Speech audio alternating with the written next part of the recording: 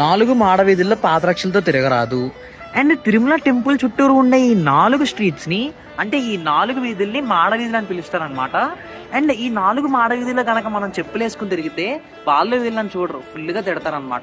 ఎందుకంటే చుట్టూరు మనకి 4 గ్యాలరీస్ కనిపిస్తాయి. ఎక్కడొక గ్యాలరీ, అక్కడొక గ్యాలరీ, అండ్ బ్యాక్ సైడ్ కూడా మనకి గ్యాలరీస్ అయితే కనిపిస్తాయి. అండ్ శ్రీవారి టెంపుల్లో మనకి ఏమైనా బ్రహ్మోత్సవాలు జరిగినప్పుడు, ఫెస్టివల్స్ జరిగినప్పుడు, ఆర్ ఏమైనా కళ్యాణాలు లాంటివి జరిగినప్పుడు వెంకటేశ్వర స్వామిని అయితే ఈ 4 మాడవీధులు అయితే ఊరేగిస్తారనమాట. ఊరేగించినప్పుడు వెంకటేశ్వర స్వామి విగ్రహంతో పాటు వెంకటేశ్వర స్వామి స్వయాన ఆయన కూడా ఈ 4 మాడవీధుల్లో నడుస్తారనేది వాళ్ళ నమ్మకం. అండ్ ఇదే కాకుండా ప్రేక్షకులందరూ ఈ 4 మాడవీధుల్ని చాలా హోలీ అండ్ డివైన్ ప్లేస్ కింద చూస్తారు తిరుపతిలోనైతే. అండ్ ఆ బ్రహ్మోత్సవాలు జరిగినప్పుడు మాత్రం చుట్టూరు నిండిపోతారు. ఎక్కడ జనాలు ఉండరు, మొత్తం ఫుల్గా నిండిపోతారు అనమాట. అండ్ వెంకటేశ్వర స్వామి స్వయాన ఆ రోజు బ్రహ్మోత్సవాలు జరిగినప్పుడు ఆయన అక్కడ తిరుగుతున్నారంటే ఇంకా జనాలందరికీ one of the holy place. And ఇదే కాకుండా ఈ 4 మాడవీధిలో చెప్పులు వేసుకుని తిరిగితే ఇంకా ఫుల్గా తిడతారు. ఎందుకంటే నా ముందు ఒక ఇద్దరు తెలియకుండా పాపం చెప్పులు వేసుకుని వస్తే తిడుతున్నారు. ఎందుకు ఇలా తిడుతున్నారని తెలుసుకుంటే నాకు ఈ స్టోరీ తెలిసిందనమాట.